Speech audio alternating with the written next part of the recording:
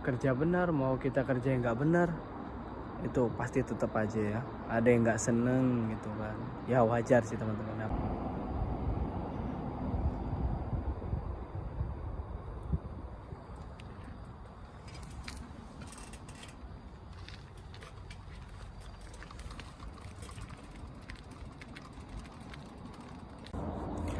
Ya, kembali lagi bersama saya teman-teman ya di channel Marco Noviki Koino ini. Ya, channel yang penuh suka duka ya teman-teman ya sebenarnya. Ya, namanya juga hidup teman-teman ya. Mau kita, apalagi kita ini kerja di negara orang, jauh dari keluarga gitu kan. Kita juga jauh-jauh ke Jepang ini ya. Jelas lah pastilah ya, ada yang diperjuangkan gitu kan. Entah belajarnya lumayan lama, entah ya proses uang yang dikeluarin juga banyak gitu kan, proses perjuangan dapetin uangnya juga lumayan berat ya kan.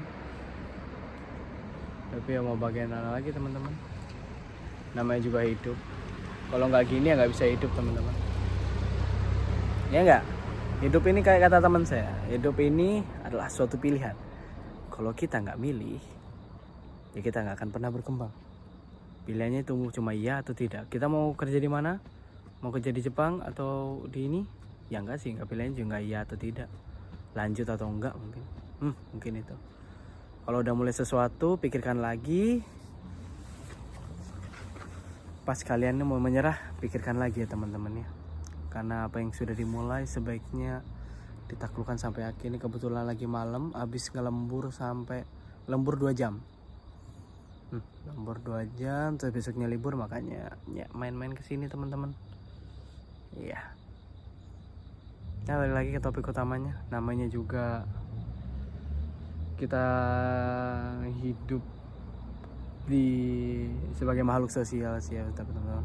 Kalau misalnya kita ada sesuatu hal yang lebih baik daripada orang, ya sebenarnya nggak baik juga sih. Maksudnya suatu hal yang berbeda dari orang tersebut ngerasa ya apa, perbedaan kita ini kok malah ngebuat suatu hal jadi terlihat kayak kita bagus gitu di matanya orang-orang mungkin, atau nggak di matanya dia tuh kelihatan kayak bagus banget gitu, sampai dikira ngejilat gitu kan. Yang namanya juga kerja kan.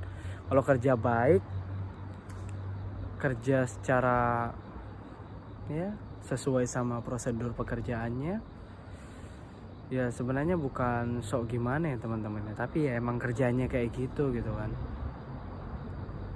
Ya mau bagaimana lagi. Maaf ya teman-teman ya kalau ini ngomongnya agak belibet, karena ya wajar aja, lumayan capek ya. Ini buat YouTube juga, buat sharing-sharing pengalaman. Kalau di tempat kerja ada yang nggak seneng gara-gara performa kita yang dikira ngejilat, atau performa kita yang jelek juga gitu. Misal kita kerja lemot, apalagi saya kan kerjanya di pengolahan pabrik teman-teman. Nah, kalau kerja di pengolahan pabrik itu kan udah jelas lah ya. Mungkin di sini ada teman-teman yang udah pernah pengalaman kerja di pabrik atau di apa itu kan. Pastikan ya kalau pabrik itu kan kerjanya cepet toh. Jadi harus cepet-cepet, kayak ini harus ikutin ini, itu kerja nggak boleh lambat. Wajar kalau lambat di 1 minggu atau 1 bulan pertama tuh wajar. Tapi kalau udah dalam 1 bulan lebih itu masih agak lambat. Jadi kayak gimana gitu. Ya tahu sendirilah ya. Bahkan sampai orang tersebut ngomong, makanya jangan jangan sok-sok bisa diandalkan gitu lah, biar nggak diandalin dulu, biar nggak di apa kayak ada ini kok jadi aman gitu ya, gitulah teman-teman. Tapi saran saya kalau kerja tuh sesuai aja sama prosedurnya teman-teman ya. Nggak peduli sudah apa kata orang-orang, apa kata teman-teman kita ya. Kita mau dinilai, misal kita kerja, kita kan masih baru masuk 1 bulan, misalnya kita baru masuk 1 bulan, terus kerja kita kasih cepat teman-teman yang lain gitu. Terus habis itu ada teman kita yang ngomong, kerjamu lambat gini, kok nggak bisa cepet-cepet kayak kami gitu. Ya jawabannya simpel, prosesku emang nggak secepat kalian, tetapi insya Allah lambat laun pasti akan bisa berkembang seperti kalian juga itu teman-teman. Atau enggak ya minta maaf gini, karena aku masih belum terlalu terbiasa sama kehidupan sini, masih belum narite-imas, jadi tolong dimaklumi. Kalau orang Jepangnya pasti ngemaklumi teman-teman, tapi yang nggak memaklumi ini masalahnya. orang-orang dari negara sendiri teman-teman ya yang nggak maklumi itu. Ada satu teman saya ini yang emang kerjanya cepet gitu kan, jadi sering dimintain tolong sama orang-orang Jepangnya, akrab juga sama orang Jepangnya. Terus ada teman saya yang satunya itu ngelihat dia kayak gini, kok ini orang ini penjilat ya, gini kok penjilat ya, orang ini kok seneng banget ya cari-cari perhatian depan staff. Udah mau dipikirin kayak gitu tuh udah nggak usah peduliin teman-teman deh. Kalau menurut gue sih udah tuh gak usah dipeduliin, karena ya semakin kita dekat sama orang Jepang ya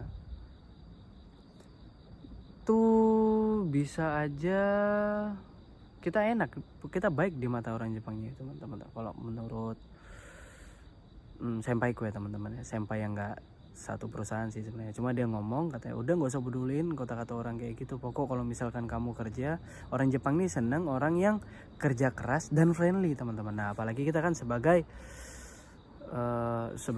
warga asing gitu kan ya, tinggal di Jepang sebagai warga asing, ya jelas kalau misalnya kita nggak friendly gitu, kita pasang muka cemberut gini terus kita masang aura yang kayak nggak bisa dideketin gitu kan, kayak susah banget buat dideketin lah, terus gimana kalau kayak gitu? Nggak ada enaknya kayak gitu teman-teman ya. Untuk teman-teman yang masih ada di Indonesia, saran saya kalau misalkan kepengen banget kerja di Jepang dan masih belum masuk LPK, itu pikirkan lagi teman-teman ya, karena biayanya itu lumayan. Jadi sebelum masuk LPK saya saranin untuk kerja dulu, karena saya sebelum masuk LPK ini juga kerja dulu nyari modal gitu kan, biar gak terlalu ngebebanin orang tua. Teman saya ada 2 pakai dana talang, tapi bebas sih teman-teman mau pakai dana talang atau enggak, cuman kebetulan saya ada rezeki gitu kan, meskipun nyarinya itu agak ngoyo, agak maksa gitu teman-teman ya, tapi alhamdulillahnya ada gitu kan. Teman saya ada yang pakai dana talang. Kalau sistem dana talang ya bayarnya potong gaji gitu teman-teman, tapi teman saya ini dari LPK saya itu potong gajinya itu 3 bulan setelah kerja teman-teman. Jadi potong gaji bulannya itu nanti entah dipotong bebas, mau dipotong 2 juta atau 3 juta itu tergantung kita teman-teman ya. Itu sistemnya utang ke bank, tanya saksinya itu bank, kita tanda tangan gini gitu teman-teman. Kok juga nggak ada salahnya pakai dana talang kok teman-teman, gak usah malu, gak usah ini aku nggak punya uang ya. Aku juga dulu mikir kayak gitu, aku punya uang mau kerja di Jepang malah tambahin orang tua, menyusahin orang tua. Nah sekarang juga nyari kerja di Indonesia kan juga agak tricky kan ya teman-teman ya.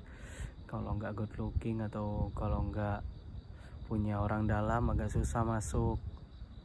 Terus gigi gingsul aja kayak saya nih, gigi gingsul nih mau masuk susah sih teman-teman. Waktu itu daftar KI ketolak, ternyata rezekinya ada di luar negeri teman-teman ya, alhamdulillah kan ya. Jadi untuk teman-teman yang mungkin sekarang lagi kerja di Jepang terus habis itu punya rekan kerja yang nggak senang sama performa kita, entah itu karena kita terlalu lelet atau entah karena kerjaan kita itu dianggap kita penjilat, itu tetap semangat dan tetap aja udah kerja sesuai itu. Kalau misalkan kalian lemot atau kalian tuh belum naritimas, cobalah untuk berusaha lebih keras lagi. Aku tahu kalian sudah berusaha untuk aku tahu kalian itu sudah berusaha sangat keras. Dan terima kasih karena sudah berusaha sangat keras untuk berusaha teman-teman. Kalau kalian itu udah kalian anggap ini udah maksimumku, usaha maksimal yang bisa ku keluarkan, lakuin aja teman-teman. Kalau misalkan kalian ngerasa kerjaan kalian tuh teman-teman kalian sampai gak suka tuh karena kalian dikira penjilat, ya tetap aja udah kayak gitu teman-teman. Itu kan setara aja kan. Maksudnya levelnya tuh setara lah istilahnya. Yang penting kita ini bagus di mata staff, terus juga kinerja kita ya bagus, kita dipercaya orang staffnya Jepang, itu udah oke. Udah lebih dari cukup, udah nggak perlu yang lain lagi teman-teman. Yang udah lihat video sampai menit terakhir ini saya ucapkan terima kasih banget teman-teman ya, karena udah mau dengerin oceh-ocehan ngelantur yang public speakingnya masih acak-acakan kayak saya ini teman-teman. Ya orangnya juga cringe banget kan, Tapi terima kasih banyak teman-teman ya. Jangan lupa kalau misalkan kalian suka sama videonya di like, dan bisa bantu support saya dengan subscribe kalau biar gak ketinggalan konten-konten terbaru dari YouTube saya ini teman-teman ya. Sekian yang bisa saya sampaikan. Tetap semangat teman-teman yang masih ada di Jepang dan yang ada di Jepang dan sedang bekerja. Tetap semangat jalani hari-hari beratnya di Jepang ya teman-teman ya. Ja, mata